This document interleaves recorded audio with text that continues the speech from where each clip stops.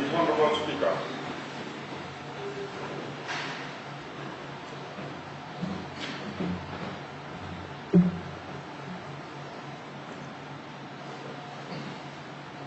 Thank you, honourable members. You may be seated.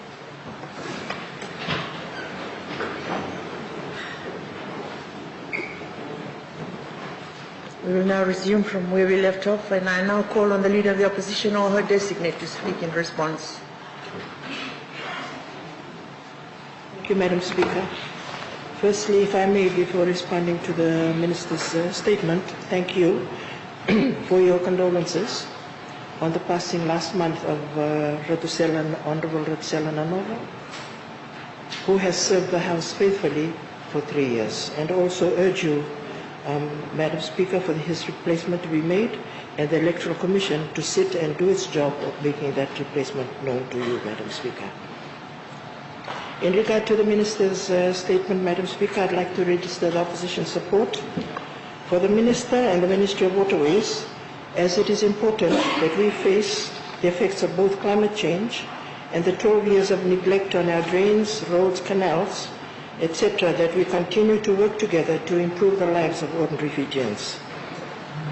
Madam Speaker, it's also good to see that the Minister got this portfolio, which was initially under the office of the Prime Minister, and it's heartening to see the top two in the Fiji First government release more portfolios than that they hold on to the more qualified and more experienced members of government. This will reduce, Madam Speaker, this will reduce the stress and the mediocre delivery of services which we currently experience, where there is mainly a big disconnect in what is being said in this House and elsewhere to what is being delivered, Madam Speaker. Since the establishment of the Ministry of Waterways in July 2017, we have not received any updates, so it is good to see that this update has been given today, Madam Speaker, on what the Fiji government had planned to do to improve and implement stormwater management systems, mitigate flooding and improve irrigation throughout Fiji. How the Ministry expects to incorporate aspects of hydrological forecasting, drainage surveillance and realignment. And something, Madam Speaker, that I hold dear to my heart, which is the management of waterways, dredging, and river embankment and management speakers. And also in that regard, Madam Speaker, I bring to the attention of the Honourable Minister two issues that I would want him to be aware of, Madam Speaker. The first is the existence of the scalloped hammerhead sharks, which is becoming an endangered species, especially in the lower reaches of the Rewa River, Madam Speaker, mainly around the Botia area, which is used as a nursery by these sharks. And secondly, Madam Speaker, is to ask him to consider what types of tax incentives can be considered by government for companies to carry out dredging works that has been very slow in being addressed over the past 12 years. So that is for that one, Madam Speaker. And also, Madam Speaker, I would want to remind the Honourable Minister that the people of Rakiraki Town have once again been asked to brace themselves for more floods today as a low-pressure system creeps across the Fiji group.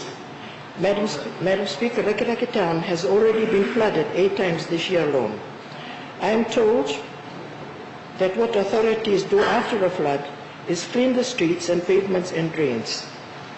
That, Madam Speaker, is what the people do. Is after a flood is just to clean the streets and pavements and drains. Something, Madam Speaker, over the last 12 years, Madam Speaker, nothing has been done in this regard. So something revolutionary has to happen with the way we as a nation manage stormwater and our drainage system. As the climate change President, Madam Speaker, of COP23, he must do his job and ensure that all these weather-related difficulties that we are having is addressed by him, as we have heard this morning, where he was loading his own achievements, Madam Speaker. So that, Madam Speaker, is what we need to do in terms of the activities. We must also begin to see the possibilities of establishing community stormwater management clusters in Fiji, who will help look into the reduction of home site runoff and how individual companies, communities, municipalities manage their runoff watersheds. Activities in the smaller watershed areas, Madam Speaker, ultimately impact on the larger watersheds. Although many may not think about it, their individual actions affect everyone downstream in the watershed. And the fact of the matter is that we all live downstream from someone else. In Rewa, Madam Speaker, we live downstream from Leyte City. That's a fact of the matter, whether we like it or not. And what they do upstream, Madam Speaker, impacts on us downstream. Madam Speaker, we are looking at the areas that the Minister has spoken about. We also need to look at the new flood trends, Madam Speaker, the developments that have taken place around the flood-prone areas, and the contributions to such disasters like Nandi River is a prime example, and that the government should look into the area where they are putting in more developments, but there's also always a flood when heavy rains happen. Thank you, Madam Speaker. Now call upon the leader of the NFP or his designate to speak in response. Thank you, Madam Speaker. I thank the Honourable Minister for his ministerial statement, and since it's his first ministerial statement after being appointed Minister, congratulations. The advent of flooding in our low-lying areas after spikes of intense rainfall bring about anxiety amongst our people, and I think this August House would be more comforted if you were to have a firm understanding of the systematic approach to the maintenance of drainage system and the management of our waterways, including creeks, rivers and tributaries. Madam Speaker, particularly if the budget allocation to this ministry is limited. Hence, there's a need for a master plan for drainage within the municipalities in and around, and we have seen in many ways that the development in the municipalities, the relaxation of building code and the associated relaxations have really caused flooding in areas where it has not flooded before. Madam Speaker, I take this opportunity to say that after 12 years of neglect, and there's a lot of anxiety amongst people without representation of municipal councils, these have been left in a decaying stage for a very long time. Madam Speaker, it will be a huge task and a catch-up to at least address this in a short term in terms of mitigating flooding. As alluded to by the Leader of Opposition, Rekinreki Township has had 8 events of flooding this year alone. And this has all come about because of the natural water causes that were there, and the tributaries and drainage which were linked to it have been either clogged or left unattended. So, Madam Speaker, most of the river systems in Fiji, as alluded to by the Minister, had been dredged at some point in time. But dredging alone for the last 10 years in the Nadi Basin has not taken place, and this is where we have a lot of problems. More critically, the changes in weather patterns will continue to occur because the global world has not been able to arrest firm carbon emissions in the shortest possible time. This August House must also be comfortable about how robust and publicly available environmental impact assessment in how we carry out this critical maintenance.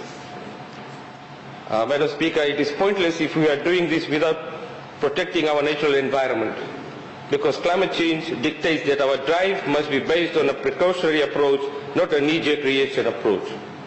Furthermore, given that the Minister's mandate includes management of waterways such as creeks, tributaries and rivers, it should be in the Ministry's interest to consult closely with the ministries with similar mandates and ensure that all our creeks, tributaries and rivers are best maintained in their natural habitat. And therefore, illegal gravel extraction and the impacts downstream should be watched very carefully, especially given our co-predatory presidency role. With that, Madam Speaker, I'd urge the Minister to immediately address these issues which can happen with funding and more allocation in budget to ease the flooding problem. Because on a daily basis, if there is rainfall for continuous 12 hours, you see most of these informal settlements, they get flooded. And these are the people who live from hand to mouth, and these people cannot afford to build another home or or provide for themselves or their families given these natural disasters and man-made disasters, Madam Speaker. So I urge the government, after 12 years of neglect, can we have something going? Thank you.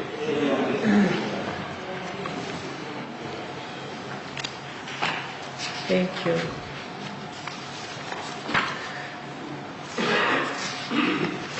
The next item on the agenda is consideration of bills. I have been informed that there are no bills for consideration, but we do have a suspension motion at this time, and I now call upon the Leader of the Government in Parliament to have the floor. Thank you, Madam Speaker. Madam Speaker, I move under Standing Order 6 that so much of Standing Order 23.1 is suspended so as to allow the House to sit beyond 4:30 p.m. today. Thank you. Do you have a seconder? Madam Speaker, I second the motion. Thank you. I call upon the Honourable Leader of the Government to speak on his motion. Thank you, Madam Speaker. As listed on the order paper, we have two motions. One by Honourable V.M. Pillay and the other one by Honourable Lana Eden. These are from the reports as agreed in the Business Committee, reports of the committees, which needs to be debated by the House. Thank you, Madam Speaker. Thank you. The motion is up for debate, if any.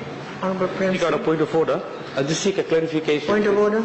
In the Business Committee, we had agreed that as per standing orders, the reports that have been tabled in Parliament were supposed to be responded to by the relevant ministries within 60 days.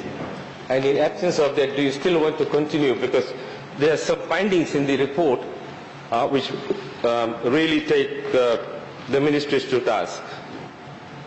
Whether they had been given this opportunity to respond, Madam Speaker. Thank you. The standing order is silent on whether Parliament can only proceed to debate on a committee report after receiving a substantive response from the Ministry. For the information of the Honourable Member, Parliament debated committee reports without the substantive response from the ministries last year. Therefore, I rule that we will proceed with this business. I now call upon the Honourable Leader of the Government. If you wish to speak any further. No, thank you, Madam Speaker. Thank you. The motion is now up for debate, if any. I invite any input to the motion that has just been tabled. Madam Speaker, clarification. Do we not ask the government side first to talk on the motion before we reply?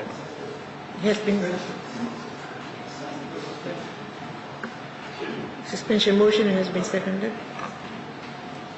Okay. There being no other comments on the motion, Parliament will now vote. The question is that under Standing Order 6, that so much of Standing Order 23, Clause 1 is suspended so as to allow the House to sit beyond 4:30 p.m. today. Does any member oppose the motion?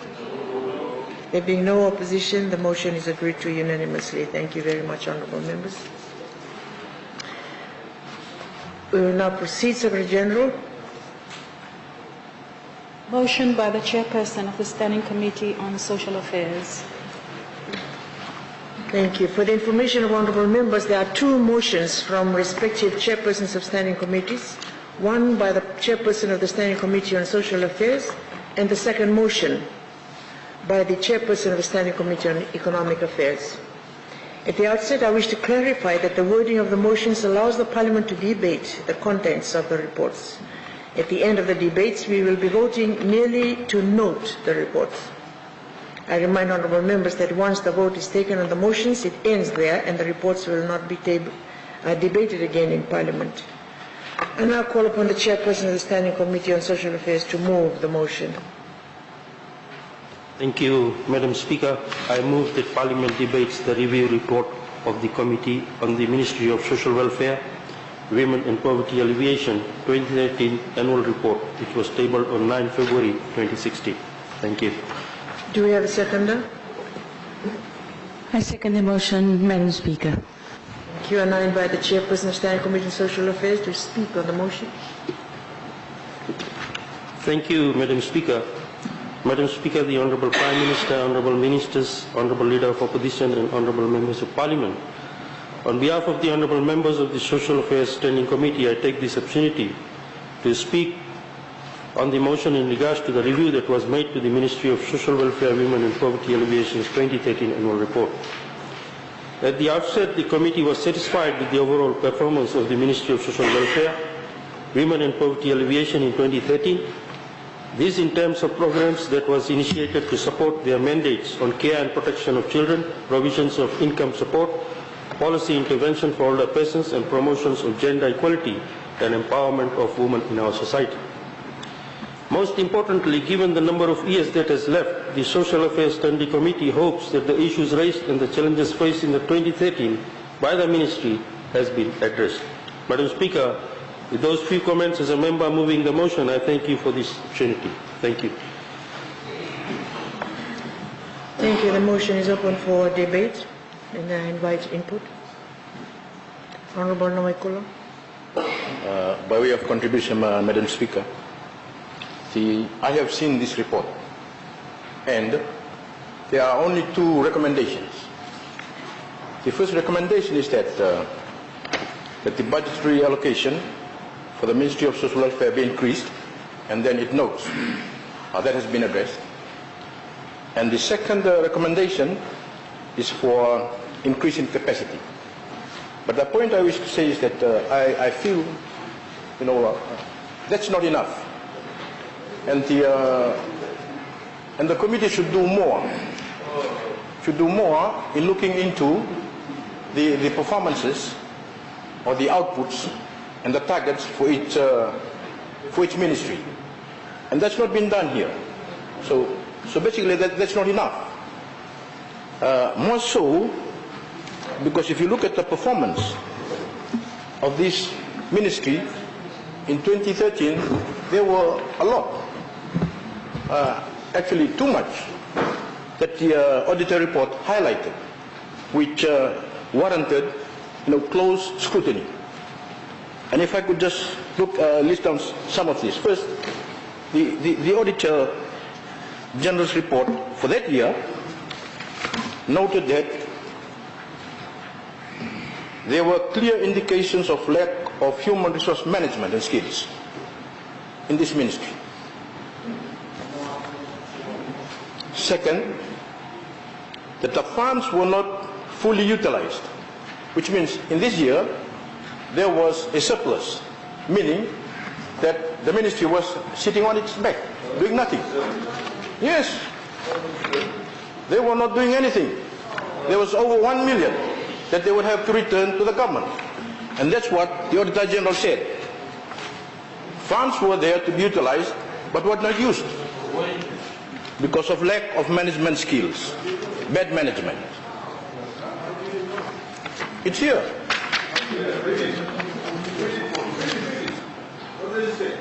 Poor work performance and laxity in regular supervision by senior officers, and that may result in favoritism. Yes, for this ministry. If you want to hear more, files not properly maintained, and there is a lot of risk in fictitious recipients of government recipients. So some people were receiving government assistance twice. No monitoring, no supervision. Missing files. Missing files, yes. Lack of supporting documents in recipient files. And there's a lot there. Lack of transparency.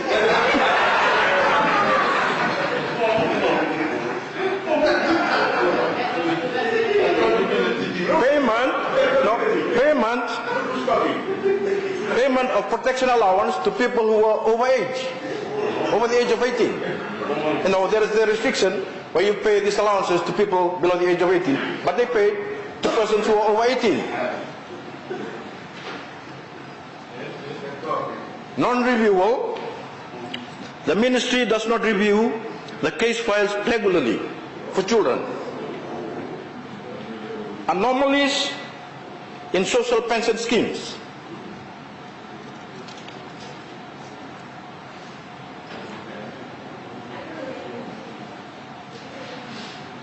Officers responsible for receiving applications did not complete accuracy, making recommendation or approving, did not perform their tasks properly.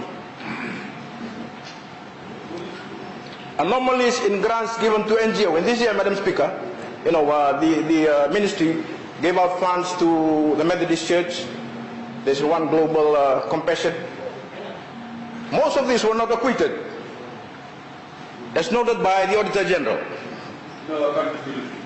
Non-accountability, that's it.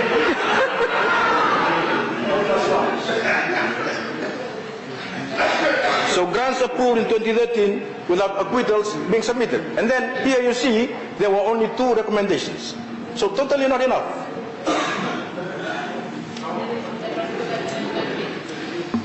There's a lot more, but I'll stop there.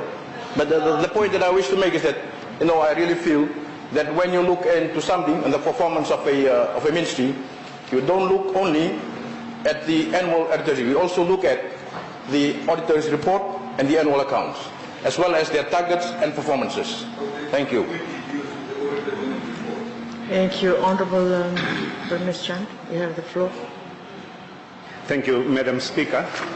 Just to begin with, for the contribution, there are key findings which clearly report here the ministry had limited capacity to coordinate and drive efforts towards achieving its objective to look after all its social determinants, including all geographical settings in all Fijian communities. The list goes on to 4.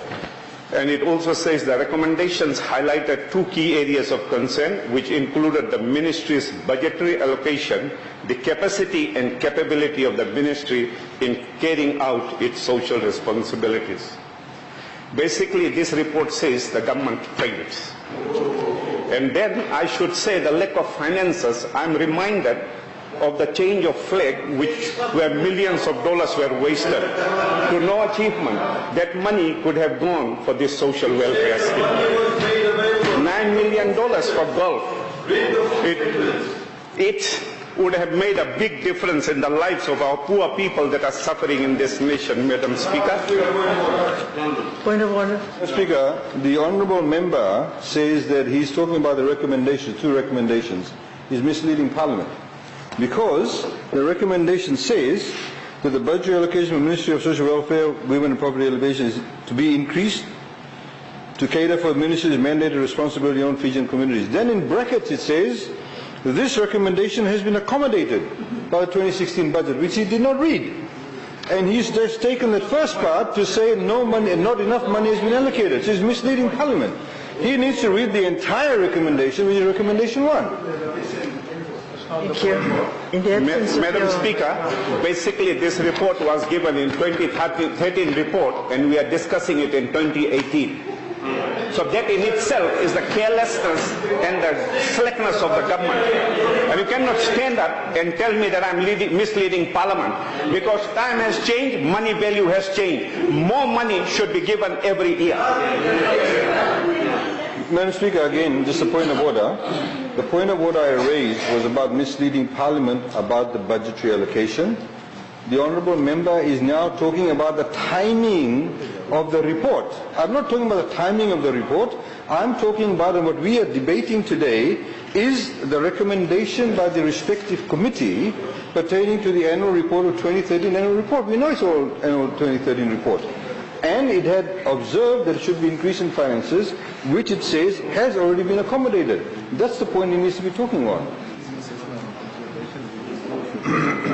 Thank you. I would urge honourable members that when you read a report, you read it in totality rather than leaving out the parts that does not comply with your... I'm reading from these pages, Madam Speaker, unless I could read from elsewhere. Anyway, I will continue. one of those findings in the Department of Women, it says elimination of violence against women and children. Indeed, it is growing. And one of the biggest problems is the crimes decree which is brought about today. And there are many men or women that walk up to the family court and go to the magistrate's court and have a DBRO without the next party coming into, in a counseling or something like that. And this causes a lot of problem. I believe some of these things need to be changed. And it also says access to basic services including health and education. Basic services, what are we talking about basic services? Water supply. A woman needs good water supply to wash the dishes, to wash the clothes, to bath the children. It's very, very important. But in many areas, right in the town of Lambasa, in the vicinity, in Siberia, in Bunika, in Tua, all these areas, there is water cut all the time. This report is talking about these things. And where is the money for the water supply, excess of money? And then we are talking about including health. You go to the hospitals, in the Lambasa hospital, when people come in the morning, they will go 3 or 4, 5 p.m. back home. In the night, when they come about 8 or 10 o'clock, there are 1 or 2 doctors, and they will continue to have problems sitting there, mosquitoes biting them.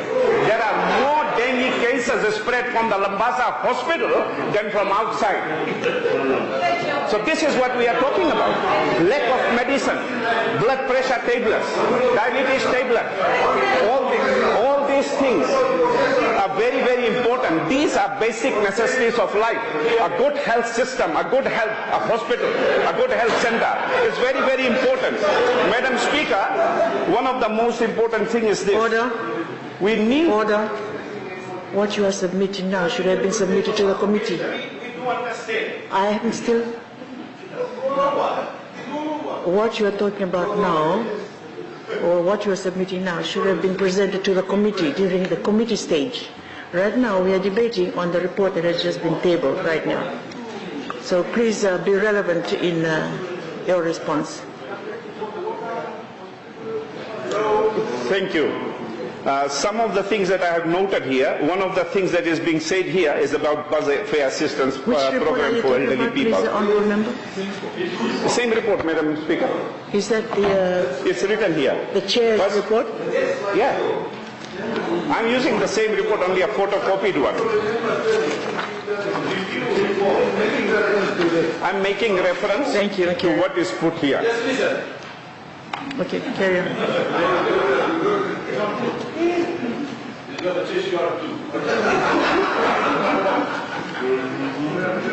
We are talking about elderly people. It is very, very important that assistance for the elderly people should be provided. What has happened, many cases have been brought to us where widows whose husbands had good jobs, they passed away, they have homes. And when they go to social welfare, they are told that you have got a big house, you will not get this welfare assistance. And one of the women asked them, can I eat this house? I need money, I need food on my table. Simply what we are saying, this budget may have increased in 2016, 2017, but the effect is not there on the ground. The people are not getting that assistance which they need to get. Our elderly people, the elderly women, the divorcees, the single mothers, these are the kind of situations that are there. And the last thing I would talk about is, we are looking here in the report is saying Busway Assistance Program for the elderly. One thing I must make it very specifically clear, that this elderly bus fare scheme, 50% reduction over 60 years and to the disabled is given by the bus operators themselves.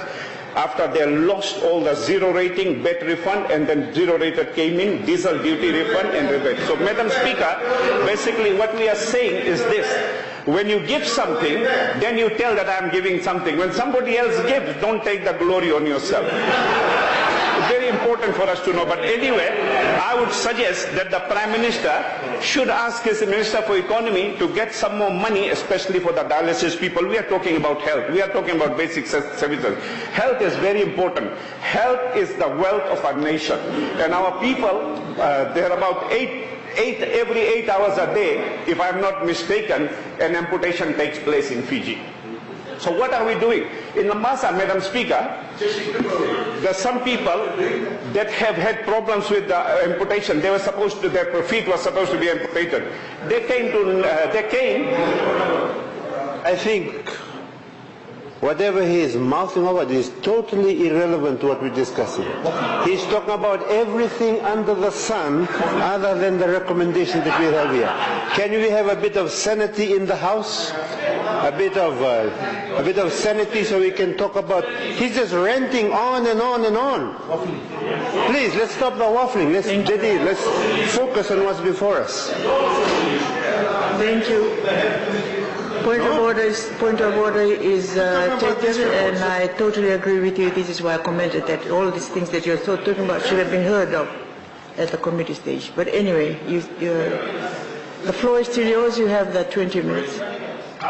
Bishop, by saying this, Madam Speaker, government should take out $5 million for kidney dialysis. Very, very important. A lot of people are dying because of kidney dialysis. And to end, I must say this. When the ministers stand up for answering questions, they give big ministerial statements, then Honorable Usamate doesn't step up and ask for interjection or point of order. Very important for all this.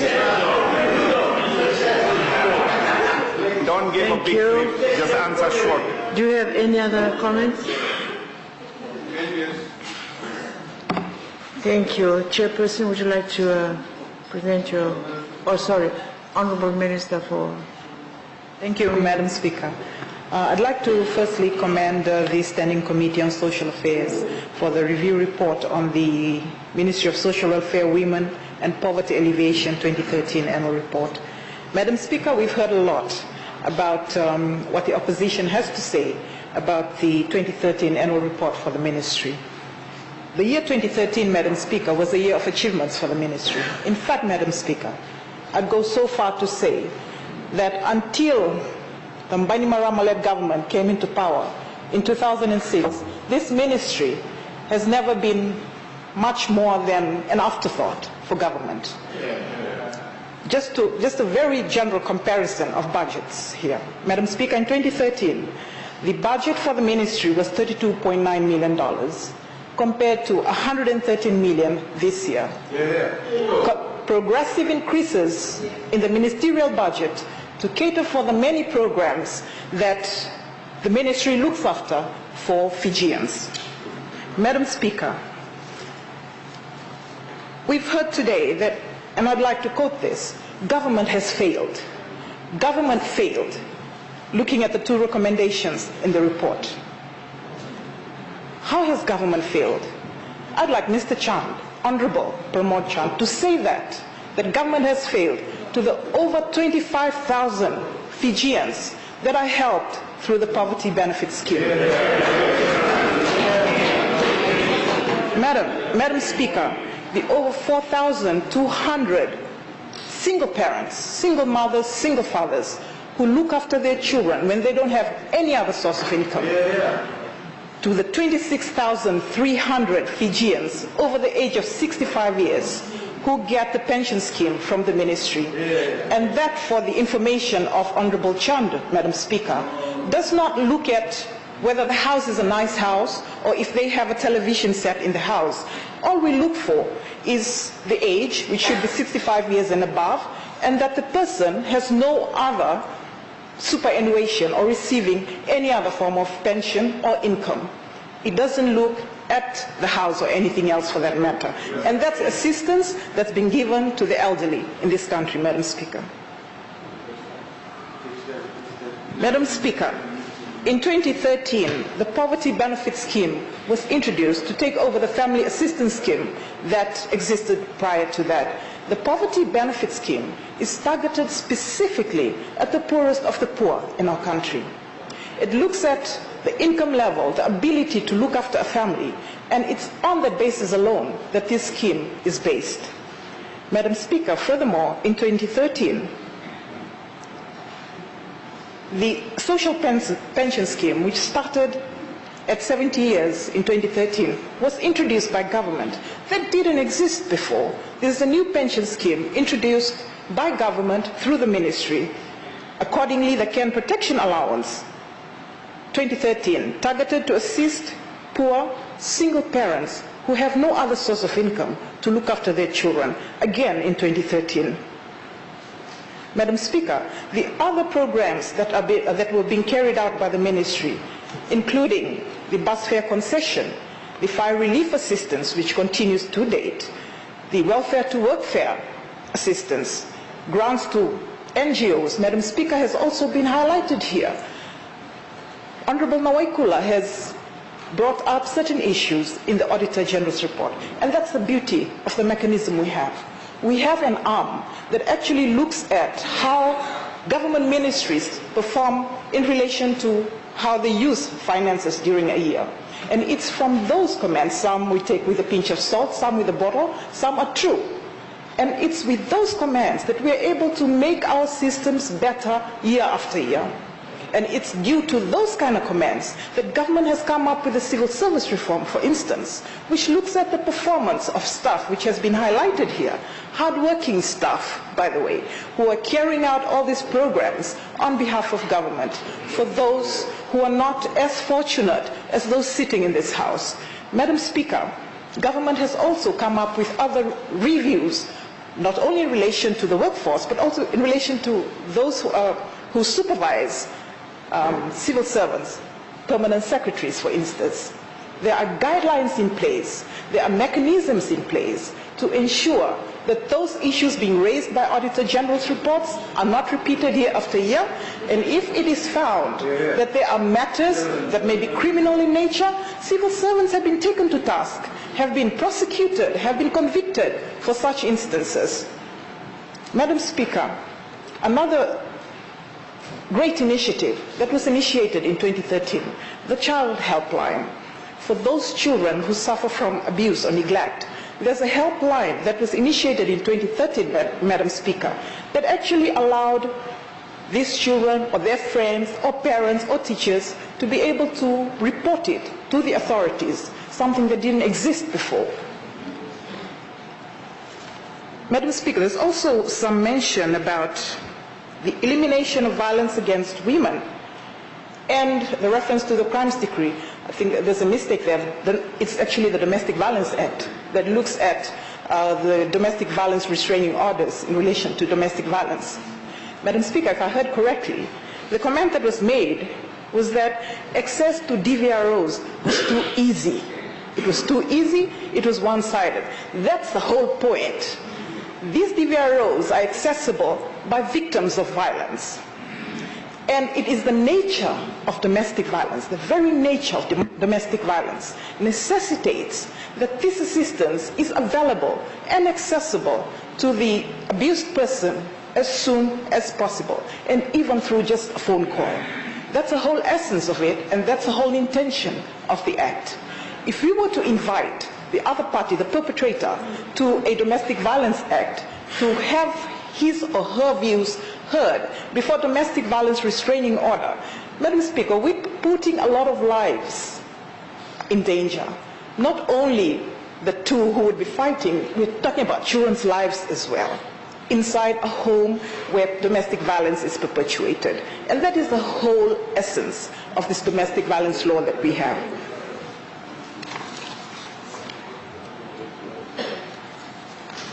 Madam Speaker, so in relation to recommendation 1, the current budget, the budget increases that the Ministry of Women, Children and Poverty Alleviation has been receiving year after year from 2007 to 2013 to now has been increasing to basically cover the mandate that the ministry has been getting year after year.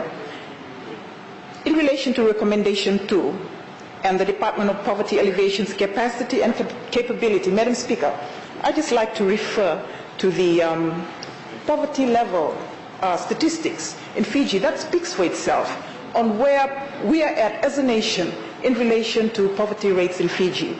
And it's notable that in 2008 to 2009, we were sitting at 31%, and that has decreased, and we all know that, to 28.1% in 2013 to 2014. So the mechanisms that we have in place, that government has in place, through the implementation of the ministry that I serve in my humble opinion, Madam Speaker, is working great, for the mandate that we have as a ministry and as a government. Thank you, Madam Speaker.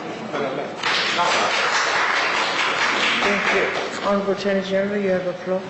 Thank you, Madam Speaker. Madam Speaker, the Honourable Minister for Social Welfare, Women and Poverty Alleviation has said quite a few things that I wanted to say, but just to again reiterate the fact that in respect of the recommendation 2, in respect of the streamlining, building capacity and capability within the Ministry of Honourable Nawekula, he correctly, whilst he did quote the Auditor General's report, which is not the subject matter of this discussion, but it is the actual annual report of 2013, those matters, yes, they do exist, Madam Speaker, in ministries. But you cannot hold the Honourable Minister responsible for that. This is why, Madam Speaker, we need civil service reform. It's very critical to have civil service reform. And they, the opposition, Madam Speaker, have been running down civil service reform. We have said, Madam Speaker, that civil service need to be held accountable. They need to be able to be implementing systems that shows a lot of compassion. Need to be implementing systems that are streamlined. It's client-friendly. We have, Madam Speaker, many processes within the civil service that actually has been there since the colonial times. We need to change that. So part of the civil service reforms is not only about making sure that people who are appointed to the civil service are appointed on merit and are the right people to do the job, but it's also as part of the reforms we are looking at business processes. We need to look at business processes. So for example, how many forms does a person have to fill out? How far do they have to travel to go and fill out the form? All of those issues have been looked at, and as you've said that we are carrying out a number of reforms within the IT capacity and capabilities within the government, which will be addressed. But just to drive home the point, Madam Speaker, Honourable Nawekula, when he talked about missing files, of course it does happen. It has happened. But we need to ensure it does not happen. Should we have, for example, physical files or should we have electronic files? These are part of the IT programs and structures that we are carrying out. The other point that Honourable Minister has also highlighted about the Crimes Decree, the Crimes Act. Honourable Member, I think, mentioned the Crimes Decree, but it's actually the Crimes Act. The Crimes Act, Madam Speaker, has got nothing to do with DVRO. It's actually got the Domestic Violence Act is to do with DVRO. And as the Honourable Minister said, the restraining orders, the DVROs, are critically important. If a woman is being bashed up at 2 a.m. in the morning, where will she go and get recourse, some kind of redress? She can now, under the Domestic Violence Act, go to a police station, get a DVRO. What Honourable Chand is proposing is that they need to sit down and talk. This is a very patriarchal way of looking at the dynamics between a male and a female. There's absolutely no sensibility to the gender differences that exist within our society. It has been shown time and time again from the other side. So when it's washing of clothes, it's only the women who do it. Washing of dishes is only the women who do it. Madam Speaker, the reality is that the Honourable Member has quoted the wrong law. If he's quoted the wrong law, can you imagine what other wrong things he's said? In the same way, Madam Speaker, there is absolutely no empirical evidence to show that dengue is spread from Lambasa Hospital in Lambasa. How can you say that the dengue is spread from Lambasa Hospital mosquitoes? If they are indeed mosquitoes in Lambasa Hospital. Even if they are, there's absolutely no empirical evidence to suggest that. It is preposterous. It's making a mockery of this parliament to make those kind of wild suggestions. That's what he said. He's on record. The Hansard needs to be looked at. There's absolutely no evidence for that. Madam Speaker, the other point also is that this government has recognized the de facto relationships. Under the Family Law Act and various other provisions now, we made amendments to be able to recognize de facto relationships. He talked about that. We are the only ones with the Family Law Act was passed under the previous government in 2006. It did not recognize de facto relationships. We know many people have many kitchens in Fiji. And those kitchens were never brought to the fore when they had to settle disputes, when they had to settle property settlements, when children had to be paid, the maintenance. All of that is now being reinforced. Honourable Randondo, Salota Randondo, when she talked about that there's incidence has increased. Yes, why? Because people feel confident in the laws. They know that they no longer, when they come and report the marriage, will get swept under the carpet. We have removed the rules of corroboration. I don't know if the honourable members understand the rules of corroboration.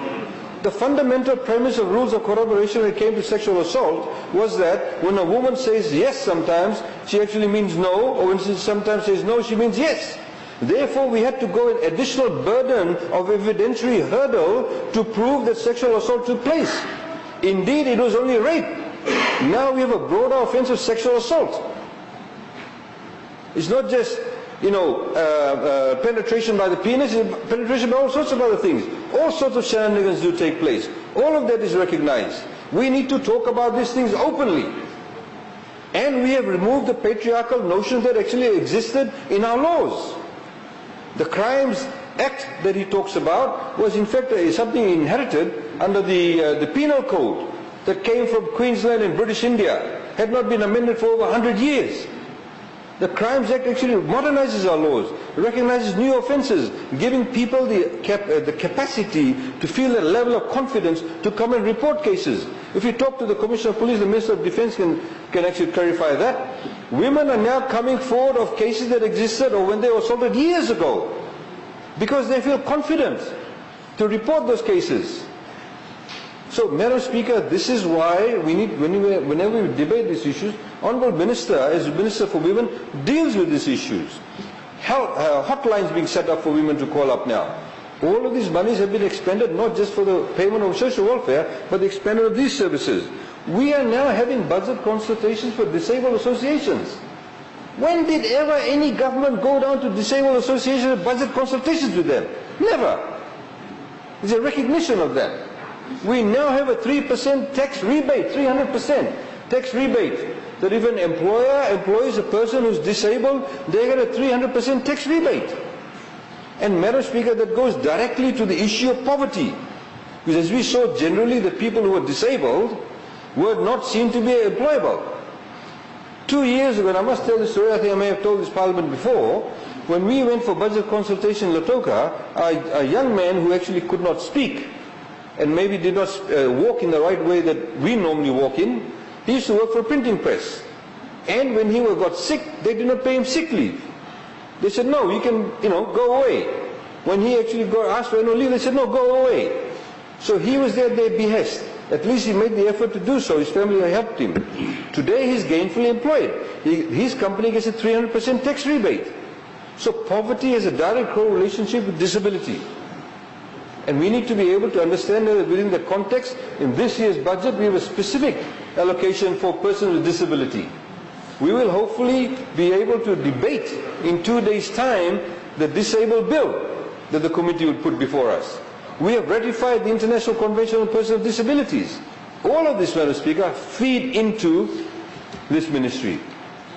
The Honourable Prime Minister also reminded me that we today are building health centres because of different populations' isolation. Before health centres were built, you have to service, say, 2,000 people. But they did not take into account that maybe 3 villages have to travel one whole day on a horseback to get to the health centre. Today we are taking health centres out to those places that are isolated, albeit that those villages may only have 50 people, only 100 people. That actually goes directly to the health and the well-being of these people.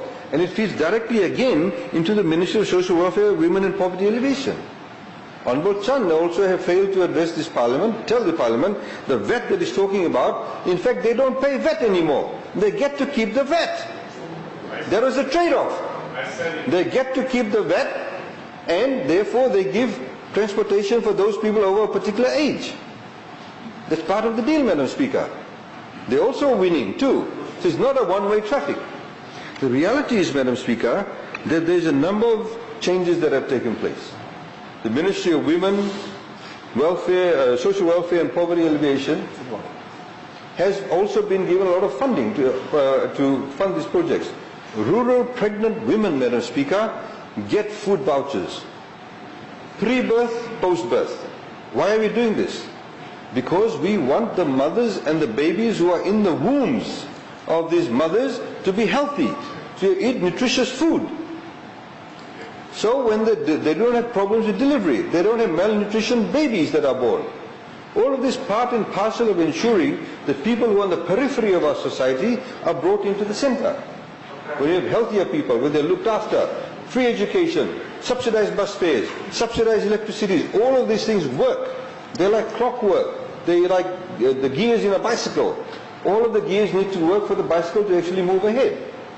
So, Madam Speaker, I would urge the members that the list of recommendations that have been made, I think recommendation 2 goes towards what Honorable Nawaikula was mentioning, and we recognize that. Of course, if you spoke to every single minister will tell you, yes, processes can be improved. But the question is, are we doing anything about it? Yes, we are doing about it. Yes, we've got civil service reforms. It's not only about attracting the best people and making sure that government is a choice employer, but also making sure that they get right salaries, but also we improve the business processes, which needs to be improved to provide better accountability and indeed service to ordinary Fijians, Madam Speaker. I would, Madam Speaker, therefore support the recommendations by the Chairman of this committee. Thank you. Thank you, Chairman of the committee. You have the right of reply. Thank you, Madam Speaker. I believe this report is quite straightforward. And as chair of the committee and also my honourable members, whenever we deal with any report, we deal with that particular report or from that particular year, especially when this report was from 2013 annual report. And presentations were made by the Permanent Secretary and the Director, and all the members agreed that they were satisfied with the performance of the ministry in that particular area. So that's all, Madam, from my side. Thank you. Thank you. The Parliament will now vote to note the content of the report. Does any member oppose the motion? There being no opposition, the motion is therefore agreed to.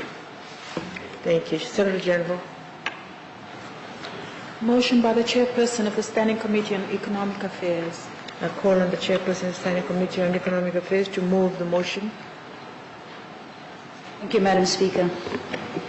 Madam Speaker, I move that Parliament debates the consolidated report on the annual reports for the Ministry of Industry and Trade 2013 and Tourism Fiji 2010 to 2012, which were tabled on 28 September 2016. Do we have a seconder? Honourable Speaker, I second the motion. Thank you. And I invite the Chairperson of the Standing Committee on Economic Affairs to speak on the motion. Thank you, Madam Speaker. Madam Speaker, the Honourable Prime Minister, Honourable Leader of the Opposition, Honourable Ministers and Honourable Members of Parliament. On behalf of the Standing Committee on Economic Affairs, I take this opportunity to speak on the motion with regards to the review that was made on the consolidated reports of the Ministry of Industry and Trade Annual Report 2013 and the Tourism Fiji Annual Report 2010 to 2012. Madam Speaker, overall, the committee was satisfied with the performance of the Ministry of Industry and Trade and Tourism Fiji, and given the number of years that have lapsed since those reports, the committee chose to reserve comments for more recent reports. Thus, no recommendations were put forward. Madam Speaker, with those few comments, as the member moving the motion, I thank you for this opportunity. Thank you. The motion is now open for debate. Can I invite comments, if any? Thank you. There being none, then there's no need to speak in reply. Honourable Chair. Parliament will now vote to note the content of the report. Does any member oppose the motion? There being no opposition, the motion is agreed to unanimously.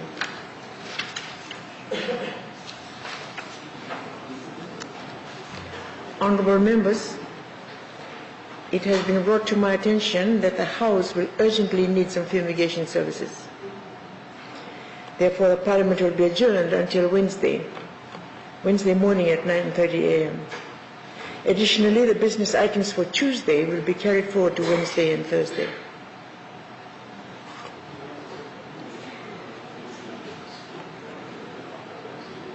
Parliament is therefore adjourned until Wednesday, 7 March 2018 at 9:30 a.m. Thank you, Honourable Members.